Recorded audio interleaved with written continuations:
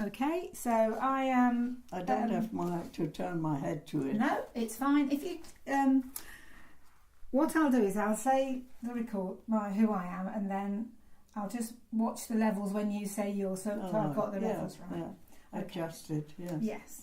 So this is Maggie Osborne. It's Thursday the 16th of August 2018, and I'm here in Melton Mowbray to interview Mrs. Howarth. Yeah. So if you could tell me when and where you were born. Oh, I was born on the 9th, is that it? Or do I have to go near? No, you don't, you're fine. Just carry on, I'm just checking the levels. 19th of September 1921 in Essen in Germany. So it was actually a hospital which has been built by Krupp, the big factory owner, steel factory in the Ruhrgebiet, which is sort of between the Ruhr and the Rhine, a corner. And that is where I was born, in that hospital, Margaretenhöhe. And then we lived in Essen, in several different places. But I can't really quite remember which they all were, because we moved around quite a bit. It was a difficult time, just 1921. In Germany had lost the war, and of course they were being made to pay, quite rightly I imagine, but for all the trouble that caused with the steel industry and so on, they took it all away, which then made really that is a sort of a sequence. They took everything away. People didn't have jobs. There was really hardship. And of course that is why Hitler came to power, when you think about it, because they were all being trodden down, and no jobs, no steel industry, all sorts of things were taken away.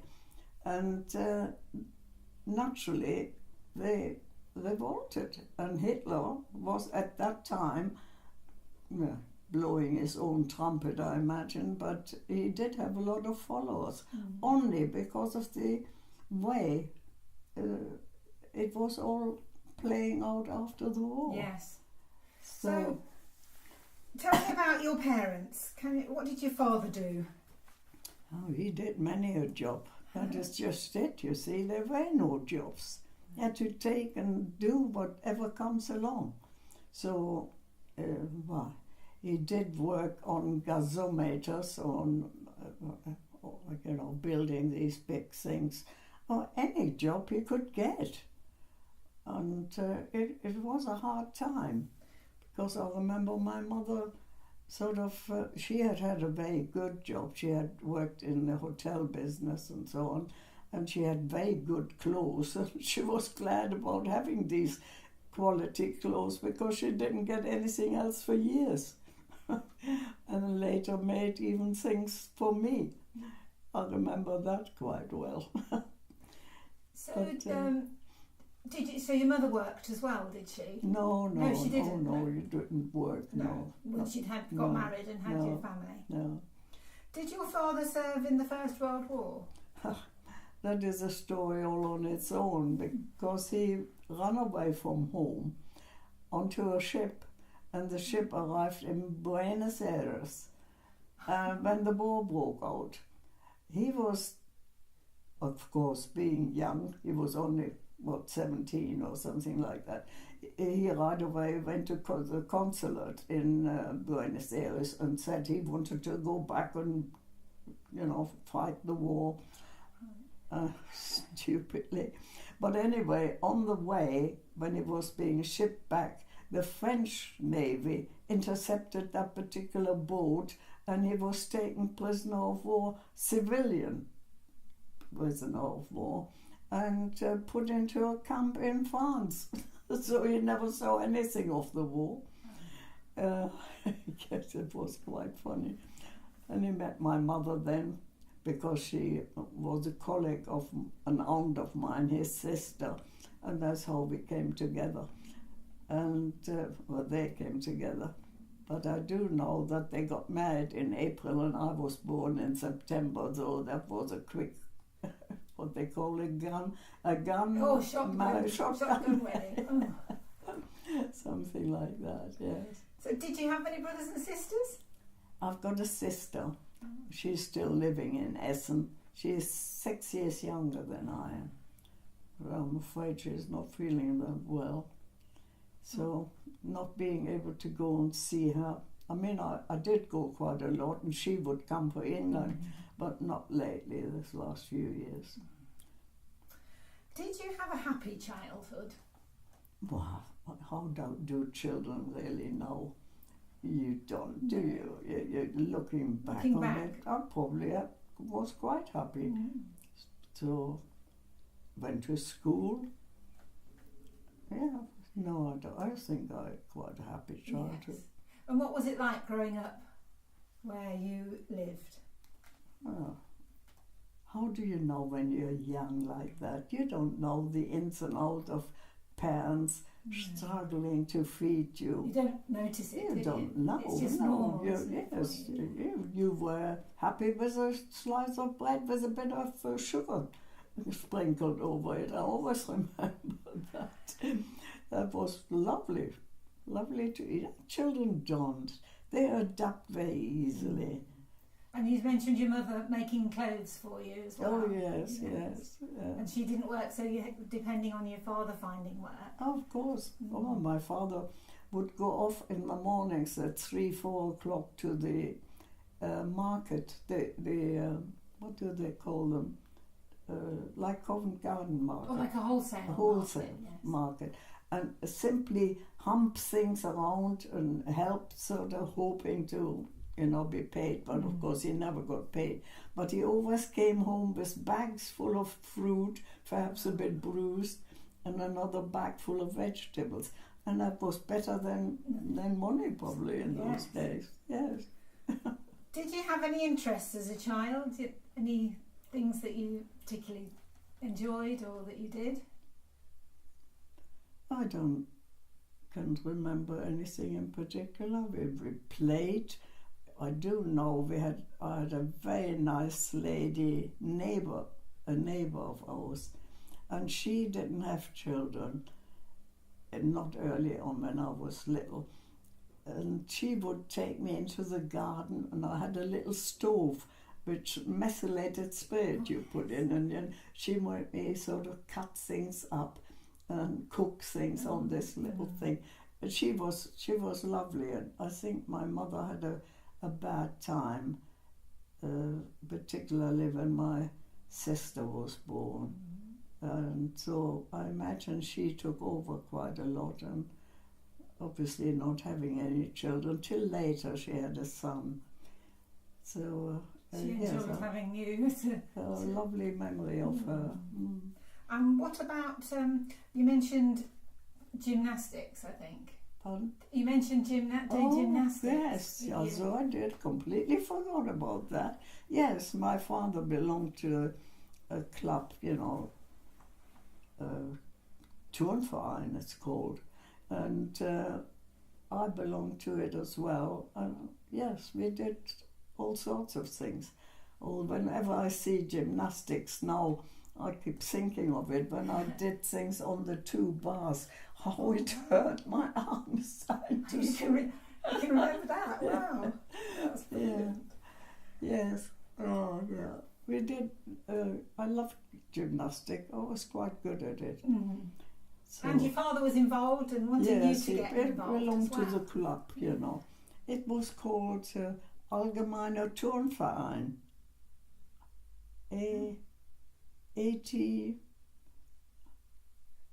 ATV, it was something like that. Anyway, a shortened version was AT, Turnverein. And we quite enjoyed that. My father was quite good at it, particularly on the rings. Oh, wow. Funny things you remember. It sounds like a lovely childhood. Pardon? It sounds like a lovely childhood. Oh, yes. Quite happy. Good.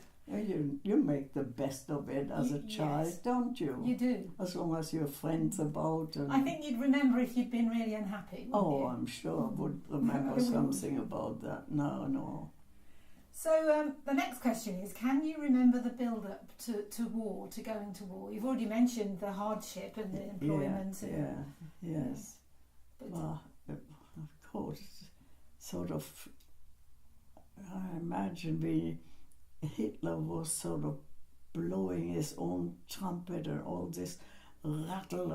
When you see sometimes pictures where he's shouting whatever he's saying, and he just got people to house them, didn't he? He had that peculiar charisma, I imagine.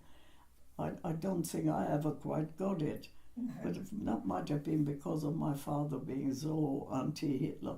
Mind you, I imagine he thought communism was the thing, which is exactly the same thing on the reverse coin, isn't it? It's a dictatorship. But anyway, he was definitely against Hitler.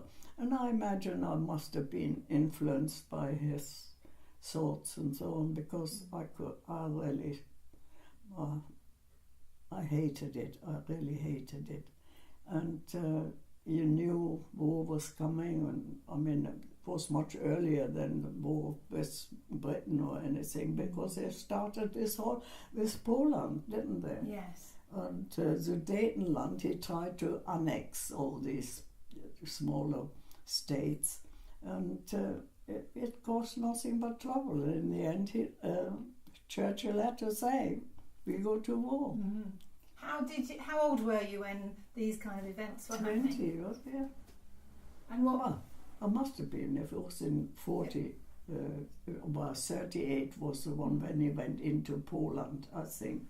And then 40. When did the war start? Well, they say 39 to 45, don't they? That's it, yes.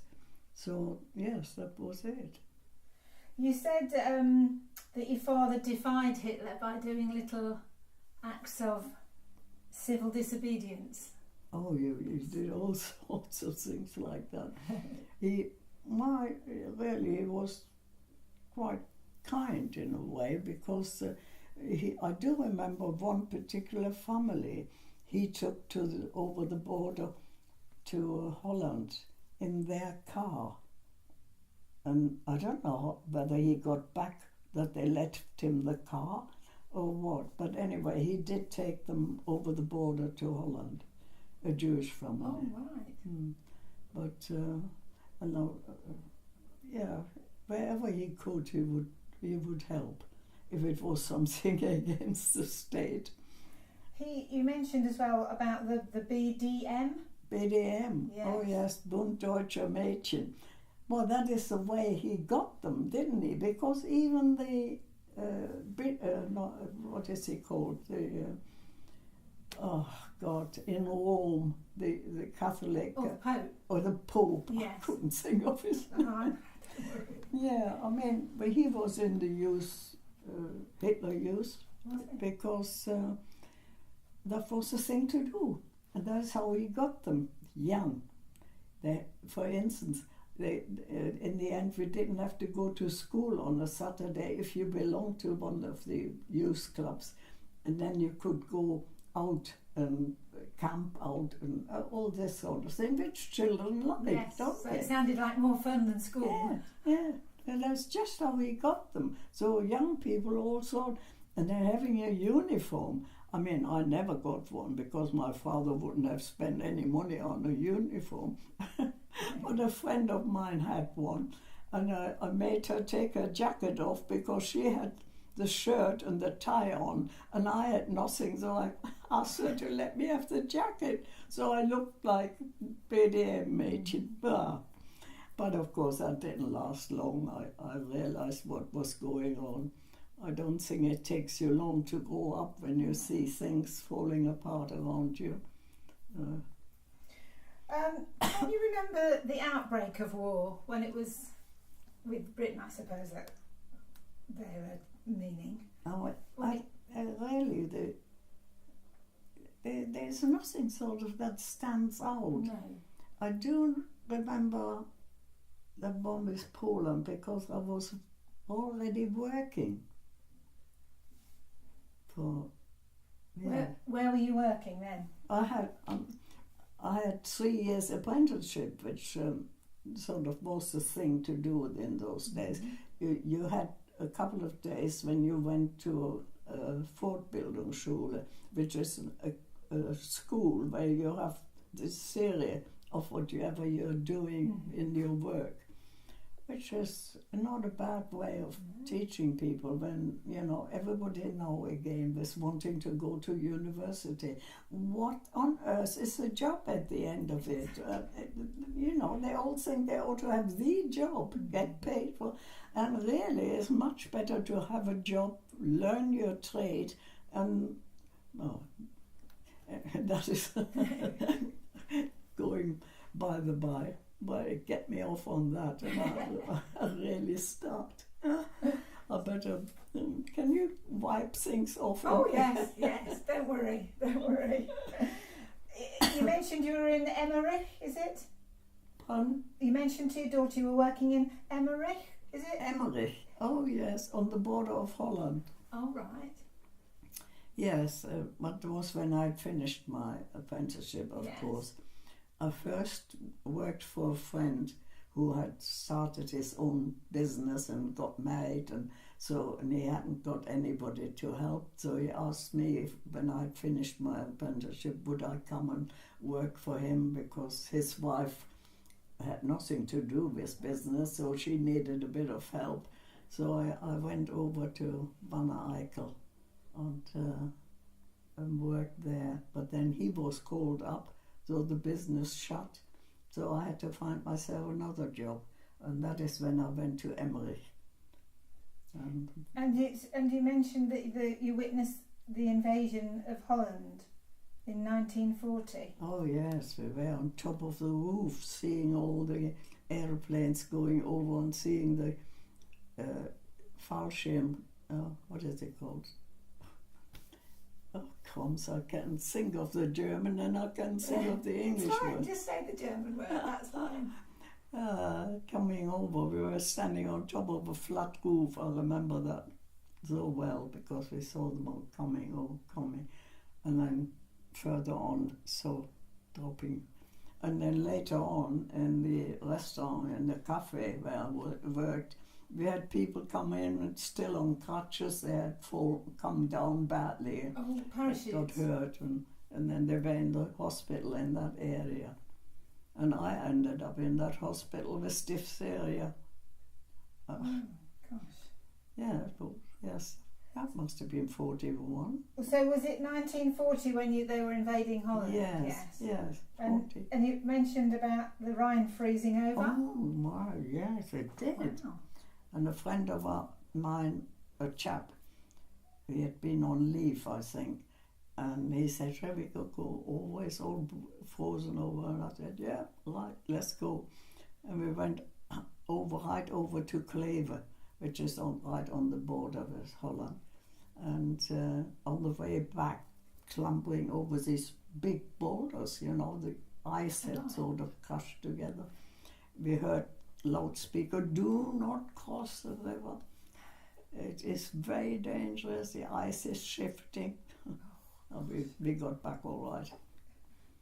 Only just, I imagine. You mentioned a boyfriend that you had who was in the SS as well, to your daughter. A boyfriend? A boyfriend who was in the SS. Oh yes, he was a lovely chap. Young, blonde, and of course that is, they wanted them all to be the specimen in the SS. The poor chap, he really didn't know what it was all about. I don't think he was just proud to be in the SS. Yeah. Just for a few months, and then he was gone. I don't know whether he was killed. Mm-hmm. Did any of your family join were any of your family called up or conscripted, or did they join the armed forces? No.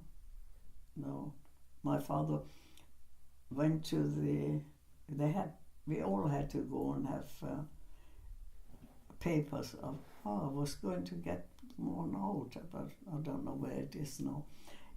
You had to have an Ausweis. Like you see, when I say all these German words, then I suddenly can't remember the English. Like an identity card, Yes. sort of, like a passport. Yes, like a passport. And I had to have one. We had to go and had a photograph and so on that was stuck in there. And my father had to go as well. And when he got there, he said, well, he didn't have a picture and he couldn't afford a picture, playing the dumb. And they gave him a mark or whatever it was, go and have your picture taken, come back. He never went back. So I don't know what happened, that he never was caught. I do not know. But my mother suffered over it because she was scared stiff all the time, always worried. He just didn't. Because he hadn't got the official papers, that they might be taken away or something. What about, you mentioned your cousin Wilfred? Pardon? You mentioned your cousin Wilfred? Oh, yes. I had a cousin Wilfred, yes. He was taken prisoner in Africa in a campaign, and he was sent to America, I think. Why on earth would they send him to I don't know whether there's something somebody said, and I don't know. But he was supposed to have been taken prisoner in Africa and then sent to America. I don't get that. I'm sure they didn't send people to America from there. I don't know. Or whether he just went afterwards and somebody told me, I don't know. You also mentioned about a cousin being interrogated by an officer after she'd been heard defending a family, a Jewish family. Oh, that one. Oh my God, yes. I've forgotten all these things again. Yes, she was actually working for a Jewish family. I mean, there were quite a number of Jews in Essen, particularly the big shops owners were usually Jews. And there was a certain area which was very smart, lovely little villas and so on. And they were usually Jewish. And of course it was a time when all these Jews were deported and also terrible. And she was defending in a queue. She was in a queue with bread or something. And she was defending a Jewish family, saying how nice they were, how she had worked for them for ages, and they were always like parents to her. And a woman must have reported her, and she was called in. She was a bit simple because she wouldn't sort of think about what she was saying, you see. And so luckily the chap who was interviewing her knew, a thing or two, and he was very kind with her and told her to be careful not to say things like that and let her go. So don't know what happened to him if he did that to a lot of people. Where are we now? So when you mentioned about being ill, and the next question is, was it a shock when war broke out? And when you were talking to your daughter, you told her about when you developed diphtheria at this point. Yes, I was quite ill. And there was an air raid on. I remember that. And I was so ill, I couldn't have cared what was happening. But anyway, because of this air raid, I was shoved into another room somewhere below the hospital or what. I don't know where it was, but I suddenly sort of came to and looked around, and there were the dead people lying there. Obviously it was a cooler place, where like they a kept morgue. Yes. I was waking up next to them. But I must have been pretty ill because it didn't fuss me at all. So if it would have been, I would have been a bit nervous, wouldn't I? But I wasn't, really. That was odd. And there always were nuns. And I don't know, because Hitler was not very keen on having nuns, but I imagine he couldn't quite get rid of them because he wouldn't have had staff to look after them. So they were in the hospital? Yeah, because they were still there on the border anyway. I don't know whether they were anywhere else as well. Yeah, I was in hospital with pneumonia and pleurisy later on. Gosh. But that was a few years later. Wonder when that was. Oh, the years, you can't always sort of remember. No, the order particularly. Yeah. You mentioned about losing your job. Did you lose your job in Essen then? Oh, I lost my job in Emmerich because Sorry, yeah. I was ill. I had to go. I went to a doctor and he was very kind, and he said, "Oh, I think you need a bit of a break and a bit of a holiday. We sent you to a sanatorium." And so I was sent. Must have been after that. Must have been I had pneumonia and pleurisy. I can't quite remember. Anyway, yes, you've mentioned that was later on when you went to Heiligenberg. Yes. Yeah, on the Lake of Constance. Uh-huh. Beautiful area. And I was all right. I wasn't that ill.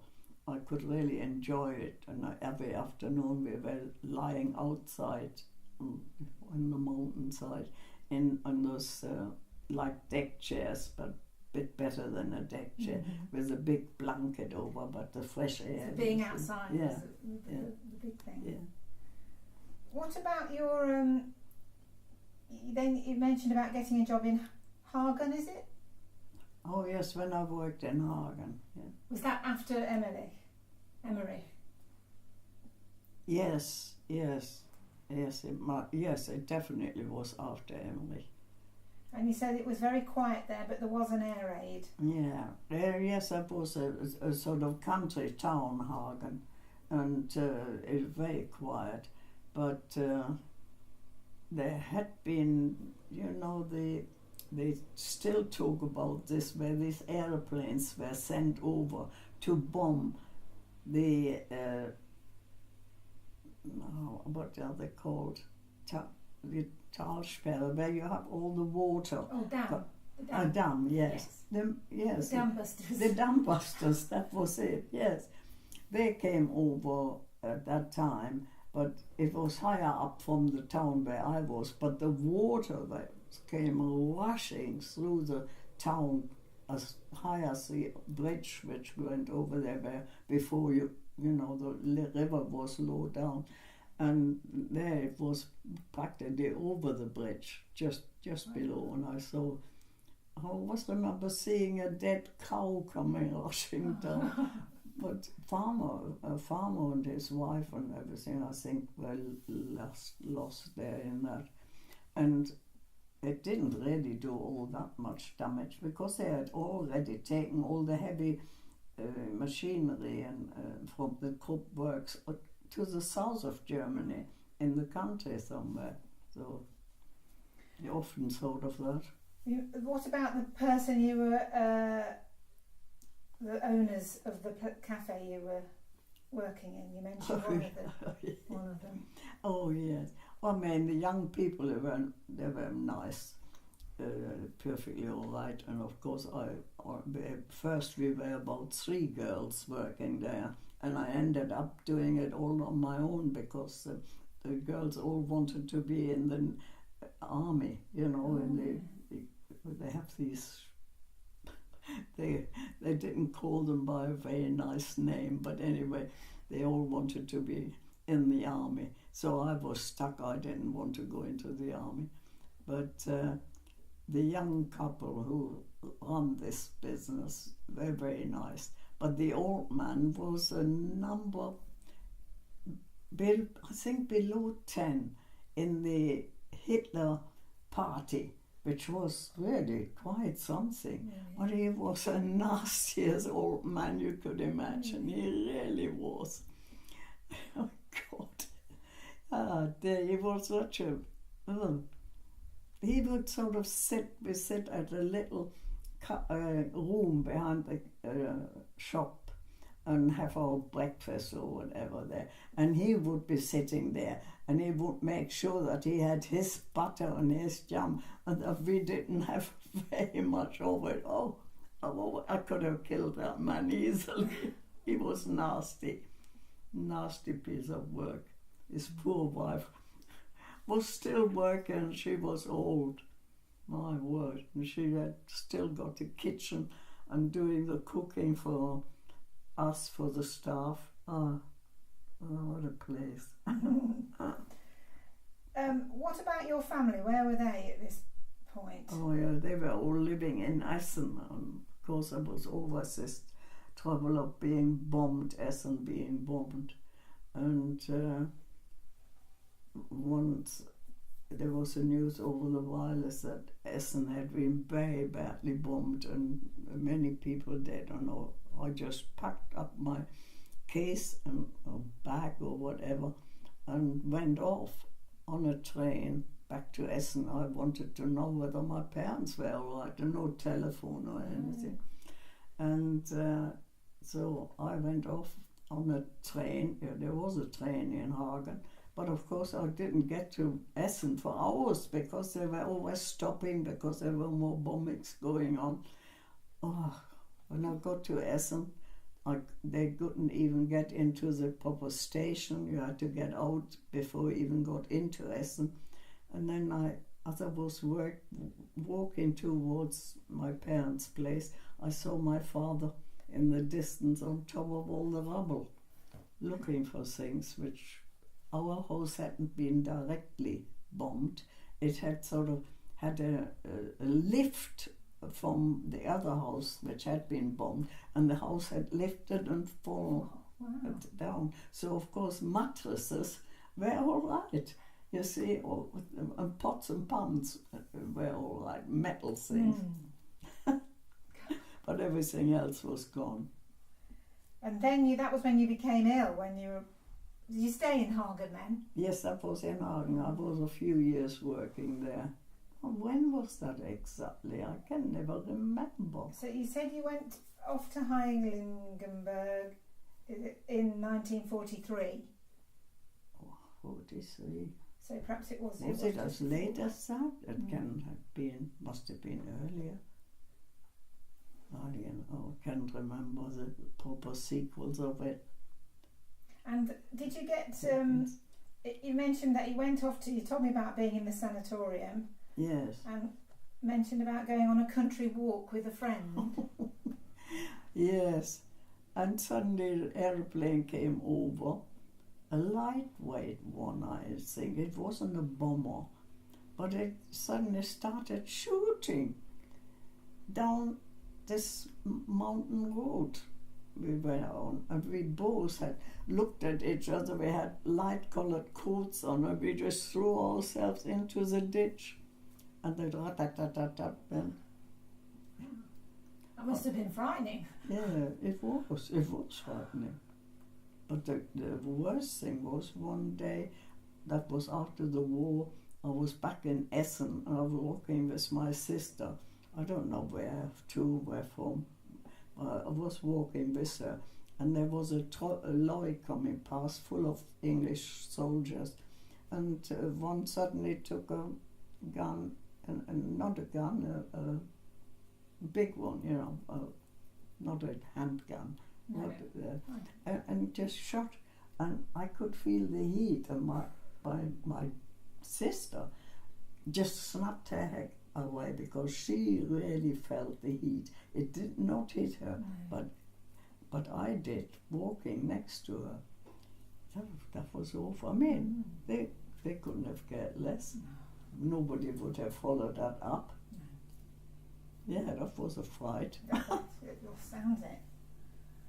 And when was that then? I don't know. Must have been after the war then. after the war was over, surely. Otherwise there wouldn't have been this loyalist of English soldiers. No, really odd. You know, you get really confused with the years and times. All crowds in on your head or there's nothing. Either one thing or the other. Oh. It happens to us all though, doesn't it? Yes. Did you, the next question is, tell me about the camaraderie in your community. So, where you were living, were people supportive of each other and looked after each other? I would not be able to say that, no. Because I hadn't been living with my parents for quite some years, been always away somewhere. Yes. And I really would not like to comment on it. My mother and father probably knew their neighbours and the people who lived in the same house. Obviously, my mother always got on well with people and she had friends and so on. But with me being away a lot, I wouldn't know them. But where you were living and working, did you feel you had people who thought the same as you? And a lot of people did not think like me, and you had to be careful to keep your trap shut, because I remember once in the cafe where I was working, there was a chap who was sort of what they call a Stammgast. He would always come and have his cup of coffee. He was a lecturer at the college, but he would come in and have his cup of coffee. And I said to him, there was a joke going around, I think something about Goebbels, this little nasty little right-hand chap from Hitler. And I was making this joke, and he looked at me and he said, Paula, don't ever repeat jokes you hear like that. It is too dangerous. And he was, he had this Hakenkreuz, we called them, you know, people, if they wanted to keep their job, they had to join the whatever the Partei, a particular party. And if you are a family man and have children and your wife there, you blooming well wear that thing, whatever, you know, whether you agreed with it or not. And I imagine there must have been no end of people who would much rather not have worn that. But there you are. What a life. The next question is, what were your day-to-day living conditions like? So what was it like for you during the war years particularly? Did you have enough to eat?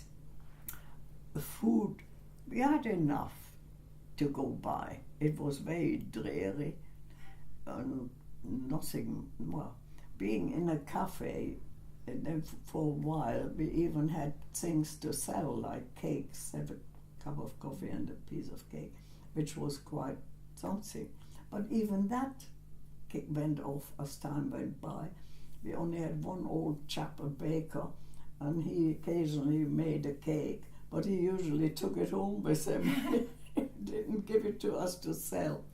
So what we sold was just drinks, nothing else. How they kept the place open, I don't know. But it was right opposite a station, Hagen, and it was a big station for exchanging trains, you know. Yes. People having to wait an hour would come out into the cafe and have a cup of coffee. So that was enough. Yeah. So did you ever go hungry? Did you ever feel hungry? No, quite honestly, I don't think I was ever really hungry. No, couldn't honestly say that. It was monotonous and so on. Nothing ever really very good, very,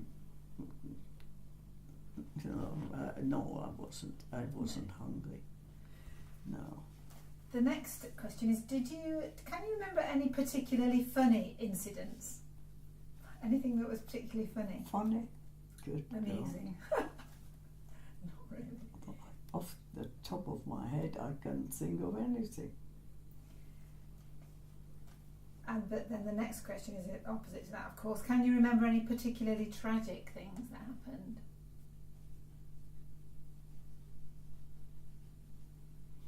Yes. There was a tram accident. There was a tram going through the town, and I don't know what actually really happened, but somebody had fallen, a woman or a girl, under the tram wheels, must have jumped off before the tram. I don't know how it happened, but she was badly hurt and her leg had to be amputated. And I do remember people running to it to see it, and I thought, why do they want to see that? They can't help. And I found that revolting. And every time when I see anything on television, all people are rushing to see what is going on, I think, yeah, it's horrible. I feel horrible a lot. I know what you mean. You've mentioned, the next question is about what was the worst thing that happened to you, and you've mentioned about being shot at by the soldiers in the yeah. Yes, that was quite an experience. And that one when from the aeroplane, I always remember that. On Heiligenberg, when you think of it, on the holy mountain, it's called Heiligenberg. Yeah, there's a big monastery school. I think where Duke of Edinburgh was educated there for a time. Yeah. Wow. Were you frightened during the war years? Did you feel frightened? Yes, gosh. That is another thing I don't ever forget.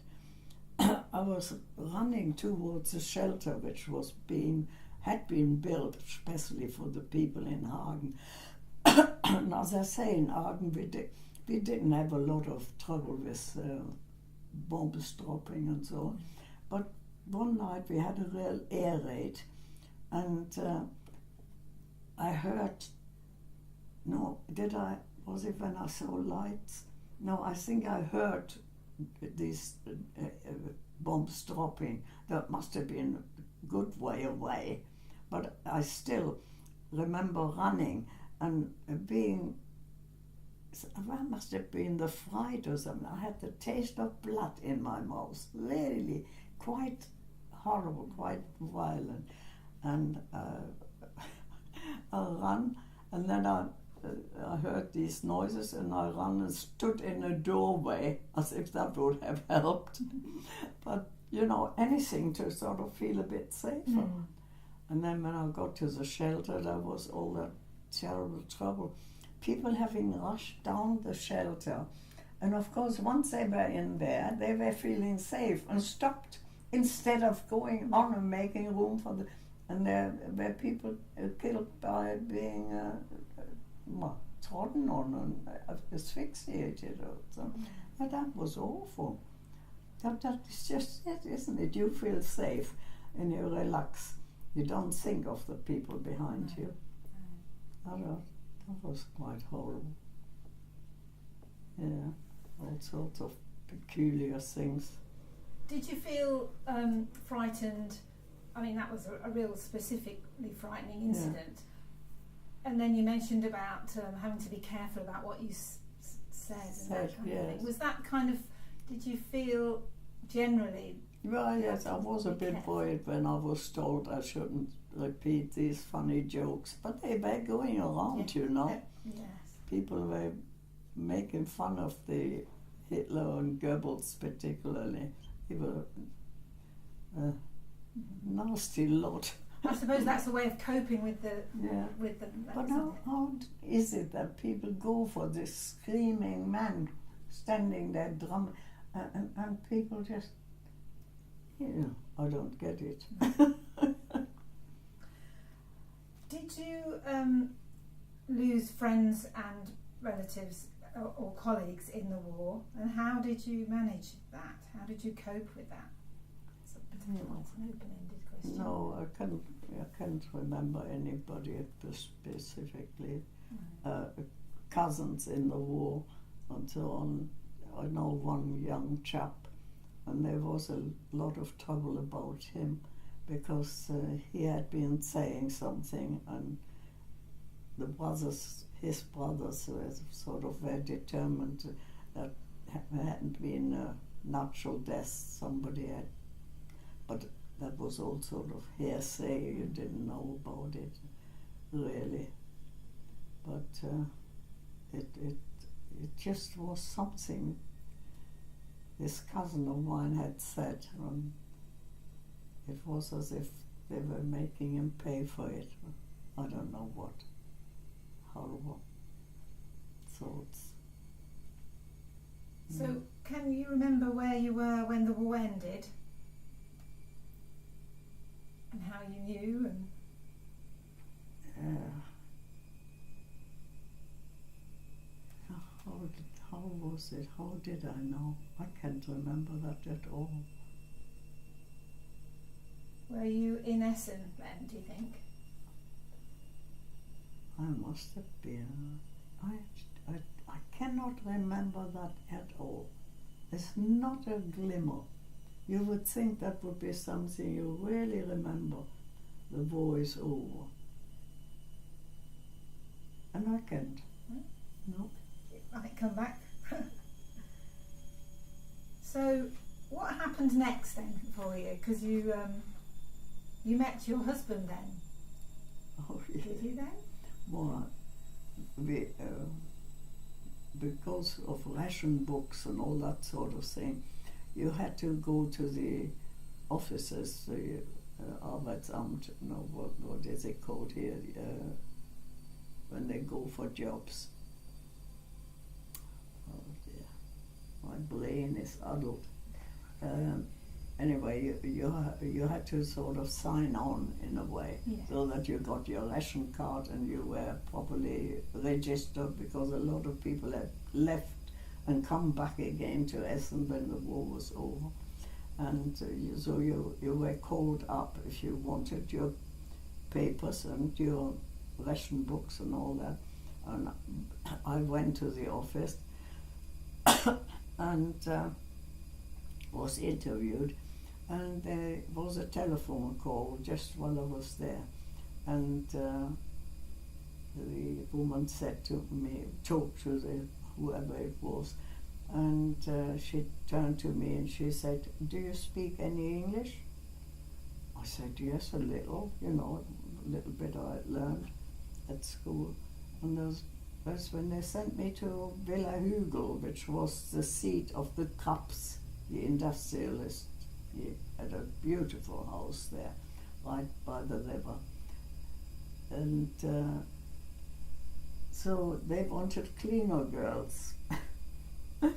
So I went for my interview there and got this job as a cleaner girl, which meant pushing a vacuum cleaner or carpet sweeper or something like that around, and a duster, because all the rooms had been taken over by British, Americans and Dutch and Belgian.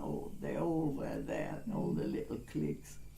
And so I started off as a cleaner girl, and then they wanted some by the lake at the bottom there. They had a boathouse, they called it, and where they did their rowing and so on. And they had taken that over for the officers to have a recreational place where they could just go and also go rowing and so on. And they sent me down there to work, which was nice because it was a really nice place. And not much to do, only one soldier who was sort of in charge. And in the evenings the officers would come down, have a drink and so on. and I worked then as well as lunchtime, and and then the girls up at the big house in the bar and in the dining room were all Polish girls. They had the nicer jobs because the poor things had been brought over to work in the factories and so on. Well, I imagine, quite honestly, they had also volunteered to go because it was a better life than in Poland. Because there was a story going about that the first time they had seen a toilet with a flushing action on it, they had been scared stiff. Now, there's all sort of silly things going around which you don't know whether they're true or not. All rubbishy things. But anyway, I did work there in the boathouse. And then there was this Stalin, was that, at the time? Was asking them to send all the Polish girls and Czechoslovakian and all those back to their home. They had to go whether they wanted to or not, and they did not want to go. They were in tears. One or two quickly got married to some English soldier and got pregnant and so on, so that they would not have to go back. And that was a horrible time because they were in tears not wanting to go back. I imagine they wouldn't have known what their life was going to be like. So, but anyway, they had to go. And once they were gone, there were all these rooms, these places left in the officers' mess bar, and that's where I ended up. And there's my husband was there, my future husband then. I didn't believe in any of it. So no, all it means, they're coming on their way through, they're going back home, they're not serious. But he was determined. Oh dear. So did you come back to, what does that say? Did you come to Britain with your husband? Did you get married in Germany, or did you? No, I couldn't. We couldn't have done. He was demobbed in November, and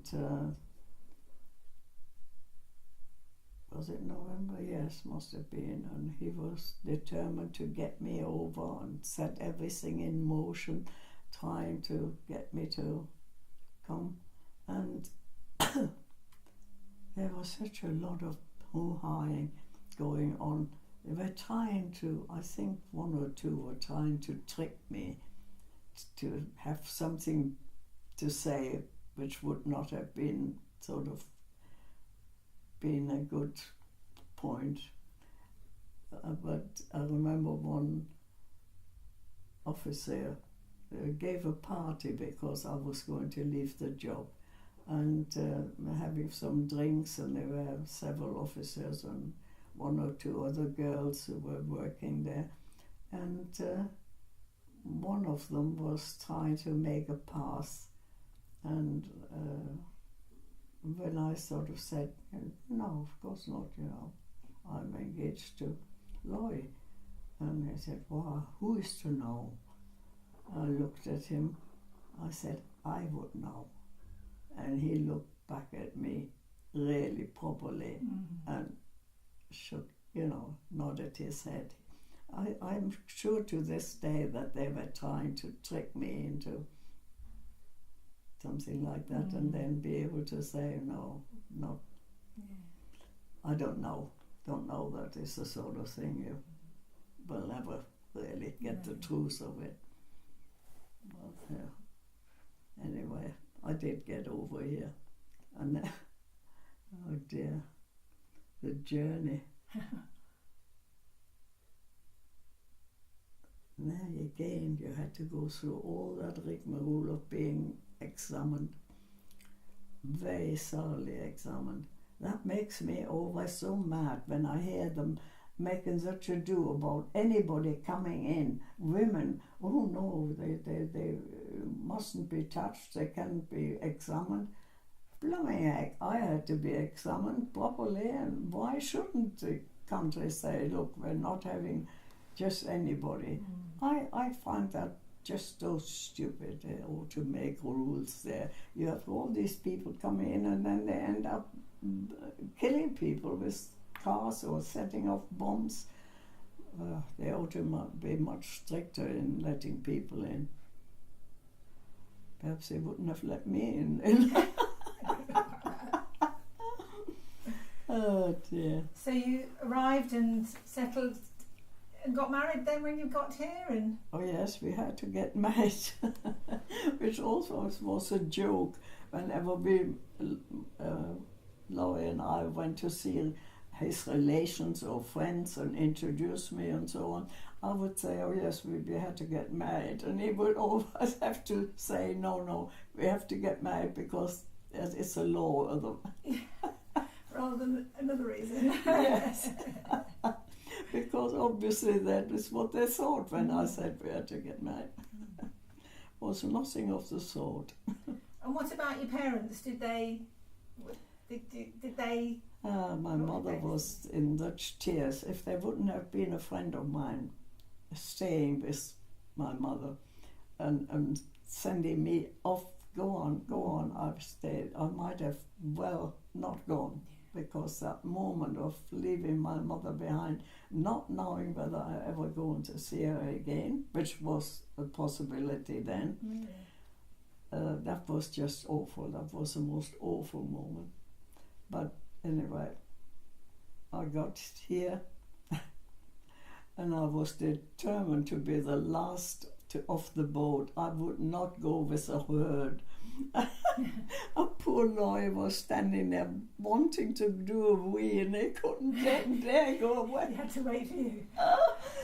He always told me, God, I wanted to go so badly, but I didn't. And you were the last one to come off that boat when everybody else had gone. Had to make an entrance at night. Oh, stupid.